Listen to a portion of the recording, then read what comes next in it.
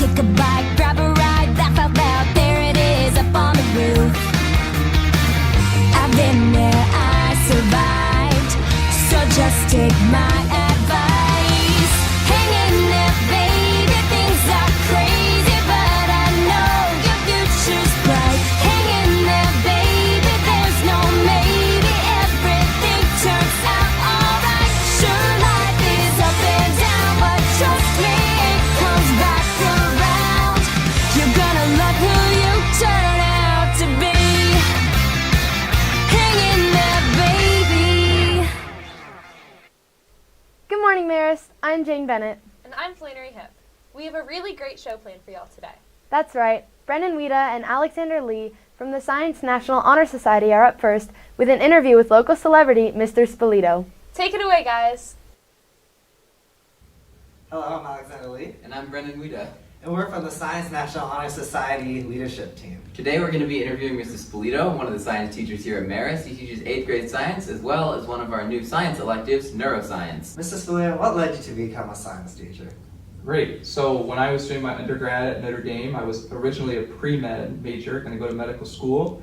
And after graduating, I did a service program called the Alliance for Catholic Education that puts teachers in low-income Catholic schools across the country. And I did 2 years of teaching in Atlanta at a Catholic school. And I just really fell in love with science and with teaching and haven't left since. What drew you to study neuroscience in college? So I think I was drawn to neuroscience because I feel like everyone were interested in the human mind, like how we got to this point of being able to be conscious, to be alive, to understand how we think, how we feel, how we see. It's just such a fascinating field, and there's so much to be discovered in it, and I was drawn to that in particular. What's been different teaching high schoolers compared to like 8th graders? Oh, well, the first thing is the seniors laugh at my jokes. I mean, the 8th graders just kind of look at me, and I just don't know what to do. But on top of that, 8th graders they need a little more support, but I kind of like that I get to be their intro to like a lot of key science ideas, their first exposure to it, because I really believe if they get a firm foundation, the more difficult sciences will come a lot easier to them. But then teaching seniors, I'd really love to be able to go a little bit deeper into content that really isn't like appropriate for an 8th grader to be doing, and that's also been really exciting for me. Of all of the brains, what is your favorite brain other than the human one? Hey, you're really asking the good questions now. I have to say a sheep brain because those are the ones the seniors get to dissect when they're in the Intro to Neuroscience class, and people love it. They've really never seen a brain before, and it's very similar to the human brain, so it's a great learning tool, and they love it. Fascinating. Thank you for your time, Mr. Spalitto. No, you're very welcome. Thanks, Brennan and Alexander. Hey, Flannery, I don't know about you, but I am so pumped about this next feature after the sneak peek we got last week. I am too. Up next, Alex Bok is putting his wheel to work on the students of Marist. Welcome back to Spin the Wheel. What's up, Marist? I'm Alex Bok. Welcome back. $20 or Spin the Wheel. Today, I'm here alongside with Patrick. And what we're gonna do today, I'm gonna ask Patrick a question about Marist. If he gets that question right, he gets to choose between either $20 or a prize for a spin on the wheel. All right, Patrick, today's question is what color t-shirt do male faculty tend to wear on Thursdays in honor of the JV football team? Is it A, navy blue, B, baby blue, C, red, or D, yellow? Yellow. And he gets it right. Would you rather have $20 or a spin on the wheel? Money. And he's spinning the wheel. Let's see what you get. Let's see what you get. Spin the wheel. Signed TP tennis ball. Now, guys, this isn't any normal tennis ball. The legend TP himself gave me a signed 1-of-1 TP tennis ball. Patrick, congratulations on winning this week's Spin the Wheel. Remember, keep your eyes out, look at me, because you always want to get a spin on my wheel.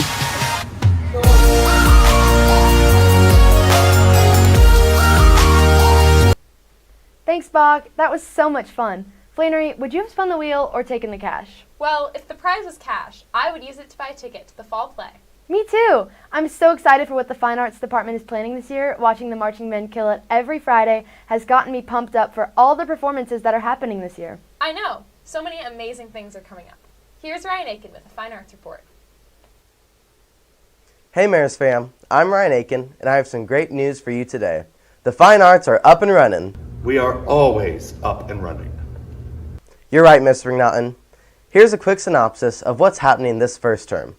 With drum major Graham McDonald leading the marching band through various songs by the band The Police, they have been dominating the football halftime shows and will do great things with the 3 competitions they have in October. The high school fall play has been up and running for weeks now, rehearsing for its fast-approaching performance dates on September 27th, 28th, and 30th at 7:30 p.m. This year, they are doing Baskerville. Now, I've never heard of that before. Mr. Naughton, what's the fall play about? The fall play is called Baskerville, and it is an adaptation of the Sherlock Holmes and the Hound of the Baskervilles story. It is about a family, a wealthy family in England who is being terrorized by a demonic dog, and all of the male heirs are being bumped off one by one, and Sherlock Holmes is tasked with figuring out exactly what's going on. That sounds great. I'm so excited to go see it. The spring musical this year is Something Rotten. Something Rotten takes place in 1595 in London, England. The Bottom brothers, Nick and Nigel, are trying to find success by writing plays, but are outshined by the rock star playwright of the Renaissance, William Shakespeare. Desperate to find success, Nick gets help from the Soothsayer for their next big hit. Auditions will be on October 18th and 19th at 4 p.m. Make sure to sign up. The high school choral concert will be on November 7th at 7:30 p.m. Following last year's stellar performance, I'm sure this year's concert will be just as good, if not better. More information will follow as we get closer. The dance company will have their fall show on November 7th and 8th at 7:30 p.m. With a theme of heartbeats, the songs and dances are inspired by the beat and rhythm of life. Just to name a few of the songs, you will hear Applause by Lady Gaga, Rumor Has It by Adele, Hey Ho by the Lumineers, Turn the Beat Around by Gloria Estefan, and Beat It by Michael Jackson. You will definitely be seeing me there. Cut! Alright everybody, that's all the time I have for this week. Thank you so much for watching the Fine Arts Report. I can't wait to see you at all these wonderful events. Wow, thanks Ryan. Our fine arts are killing it so far. I'm so excited for the fall play. Well, that's all for this week, Marist. Birthday blessings go out to Sam Berdenka, Anthony Kongawasa, Ryder Deggets, Connor Self, and Mr. Bowersfeld. Happy birthday! Make sure to follow us on Instagram at MaristNBC. This week's poll is dark chocolate or milk chocolate. Last week, Starbucks went over Dunkin' by 70%. Thanks for watching, Marist. Once again, I'm Flannery. And I'm Jane. We'll see you next time!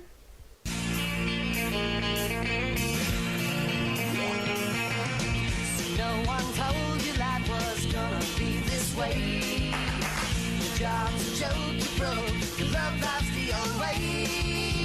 It's like you're always stuck in second gear. But when it hasn't been your day,